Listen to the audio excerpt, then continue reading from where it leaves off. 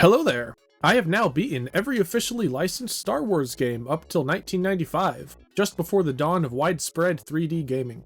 I would have called this season something like the 16-bit era of Star Wars games, but only 5 out of the 10 games on this list can actually be played on a 16-bit console, so the golden age it is. It's time for me to give a summary of my thoughts so far, and subjectively decide which games are fun and which are not.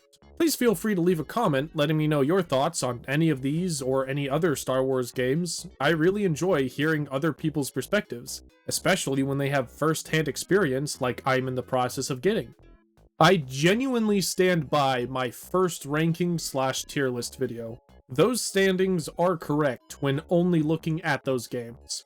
However, in comparison to the golden age of 2D gaming, these games don't hold up as well. I don't want to change them around too much since my memory isn't as fresh as it used to be, but I've decided I don't like the arbitrary lettering system anymore, so I'm just going to rename all the tiers for clarity. And there we go. I hope this will be a better way to represent my opinions of each game at a glance. Starting off with Super Star Wars, I think this is a great game. The action platforming is fun, the vehicle sections are decent, the story is about on par with the movie, the boss fights are creative. It's hard to believe that a giant lava beast named Jawenko lives in a pit of lava at the bottom of the Jawa's sandcrawler, but the section is very memorable, at least.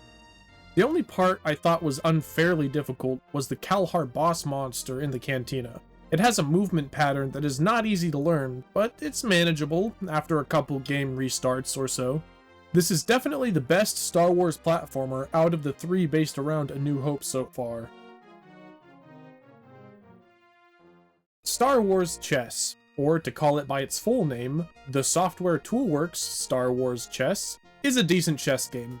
My dad introduced me to Battle Chess a long time ago, which was just a chess program where all the pieces had animated movements and capture sequences. Star Wars Chess is the exact same thing, but made with Star Wars characters in lieu of normal chess pieces. The animations are stellar, some of them are quite funny, but at the end of the day, it's just a really slow way to play chess. Don't get me wrong, I like chess, but take Yoda for example, who functions as the light side rooks, takes an entire minute to walk from one end of the board to the other. It makes me wonder, after viewing all of the animations, why would anyone want to use this program to play chess? Super Star Wars The Empire Strikes Back, or to call it by its short name, Super The Empire Strikes Back, is the aptly named sequel to Super Star Wars. It's mostly more of the same linear action platforming levels, with new inclusions like being able to use the Force, and being able to block with the lightsaber by crouching. The new mechanics feel rather clunky. Scrolling through the Force Powers menu was a smooth enough experience, but doing it in the middle of combat doesn't pause the game, which makes it very dangerous to do. I'm also disappointed by the change to having every boss health bar just say boss, instead of a unique name for each, which is weird because the game's manual has some of the names listed. They even removed features from the first game like being able to choose your character for each level. That makes sense for the Luke parts of the game due to the split narrative, but why not include the choice of Han, Chewie, Leia, or Lando during those segments of the game? The game isn't all downsides. For example, it does the Battle of Hoth correctly, with snowspeeders taking out multiple walkers and then Luke crash landing to take down one on foot. I like it more than the other Empire Strikes Back platformer, which makes it a good game, just not a great one. This is where things get complicated. The whole point of this series is not just for me to play a little bit of a game, but to show the full experience of beating the game. But I haven't beaten Star Wars X-Wing yet. It's a really criffing hard game. Most of my problems stem from me simply not enjoying these types of flight sim games. It's my lack of experience paired with the game's difficulty being curved to people with a ton of experience that caused me so much grief. So I decided I would come back to X-Wing later, after I'd beaten the rest of the much easier games in the X-Wing/TIE Fighter series. As such, it's not fair to rank this game with the others quite yet. I'll get back to it after I beat X-Wing Alliance. Star Wars Rebel Assault is a really fun game. The art style used throughout the game's full-motion video levels and cutscenes make it look like an animated Star Wars movie. The voice acting is superb, too. Great shot! Now let's get down there and hope we're not too late. Hold on, Hack. We're on our way. Hurry, kid. We're in pretty bad shape. Hurry, 2. No, wait. Make that 3 TIE fighters. They're firing! Ah! The gameplay has some rough sections that don't control well, but even the challenging parts are manageable thanks to the generous password system. The story takes a different spin on what happened during A New Hope, and it holds up well even without needing the main films. What else can I say except it's a good game? I titled my video on Super Return of the Jedi as the best Super Star Wars game, and it's true. The devs perfected the less than perfect systems they added in Super Empire, like setting block to a dedicated button. Force powers now cycle with each button press automatically instead of pulling up a menu. They brought back the character selection that was absent in Super Empire. Each character feels distinct, especially Wicket, who gets his own Ewok dedicated set of levels. And by set, I mean 2. There's only 2 levels with Wicket. The boss fights are still difficult, the hardest level probably being the Rancor pit, but the difficulty is worth it to fight Jabba the Hutt and the Emperor in battle. There's no other Return of the Jedi platformer to compare this game to, but it's definitely the best of the 3 Super Star Wars games. Another spoiler if you've read the title to my first TIE Fighter video, the sequel is an improvement to X-Wing in every conceivable way. From the little things like adding a key binding to target your current attacker, to the big things like adding difficulty options.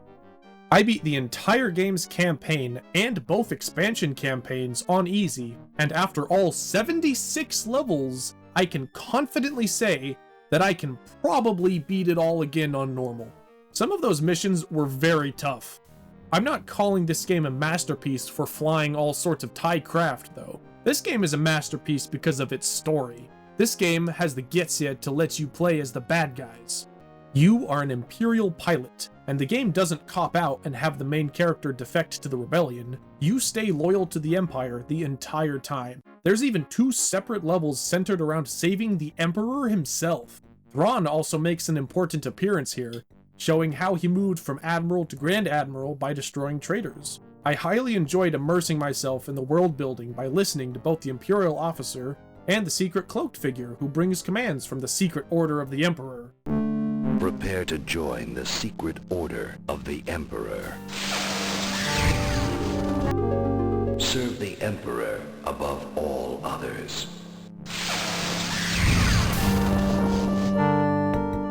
I'm honestly tempted to get this tattoo on my arm. In 1993, a decade after Atari's original, Sega released a new Star Wars arcade game. A year later, they ported that game as a launch title to the 32X expansion for the Genesis. It uses a similar style of polygonal 3D that X-Wing used, but the gameplay is not as exciting after playing TIE Fighter, which released the same year. My biggest issue with the game is the timer, which is an arbitrary countdown until you lose the current level. Those types of time limits are always terrible in my opinion. I understand that in an arcade setting, there needs to be a way to make sure that one person doesn't hog the machine by doing something like not shooting the enemies to make the game last longer, so a timer is one solution to keep players engaged. But it should have been removed for the home console release, which isn't just a simple port. The game has a separate new mode exclusive to the 32X. It's just frustrating when most of my losses in this game were due to the timer expiring, which feels unfairly out of my control. There isn't much in the way of story in the game. It's a standard rebel fighting Empire affair. Wipe out enemy fighters. The game is fine, it's fun enough on its own, but stacked against so many other Star Wars games, it doesn't quite measure up against the competition. Star Wars Dark Forces is my favorite 2.5D shooter of all time. Kyle Katarn is the perfect, unstoppable force of nature. All of the weapons of the game are fun to use, except the mines. The story is pretty good, the mission briefings give enough detail for the missions, and the cutscenes are full of classic LucasArts charm. I'll personally shove my blaster down your slimy throat. The Jedi engine was very impressive for its time, but even compared against modern games, where crouching and jumping mechanics come standard in many games, Dark Forces still holds up as one of the best shooters ever made. It's just really fun to blast stormtroopers. Now that the remaster has been released on every platform, everyone who hasn't already should definitely play Dark Forces. Rebel Assault 2 is a complete upgrade from the first game. The controls are refined, the graphics are higher resolution, the launcher and main menu are greatly improved. If Rebel Assault 1 feels like playing an animated Star Wars fan film, then Rebel Assault 2 is actually a Star Wars movie. They filmed every cutscene with live action footage, and because of the game's FMV nature, the playable game sections have the exact same quality as the cutscenes, which can't be said for other games that used live action footage, like Jedi Knight. The story was enjoyable to watch, even if some details don't add up, like Rookie 1 being trained to fly a TIE fighter for an upcoming mission to steal a TIE fighter, and then his first response when getting into it is asking his partner, "Hey, can you fly this thing?"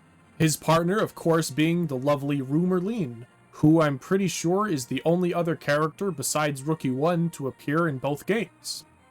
I appreciate the inclusion of more on-foot shooting sections. There was a single chapter in the first game that had basic shuffling and shooting, while Rebel Assault 2 has 3 chapters with advanced movement and cover mechanics. Like I've said before, it's just fun to blast stormtroopers, and the rest of the game is fun too. Star Wars Rebel Assault 2: The Hidden Empire is a great game. And that's all I have for this time. 2D gaming isn't dead, far from it, but after this point, most 2D games are only released for handheld devices that couldn't achieve the processing power that the consoles and PCs of the time could handle. BESWGE Season 3 will start with the 3D era of gaming with the multimedia marvel that is Shadows of the Empire. So subscribe if you want to see that, or stay subscribed if you already are and still want to see the rest of this series. Have an awesome day. Stay alive out there.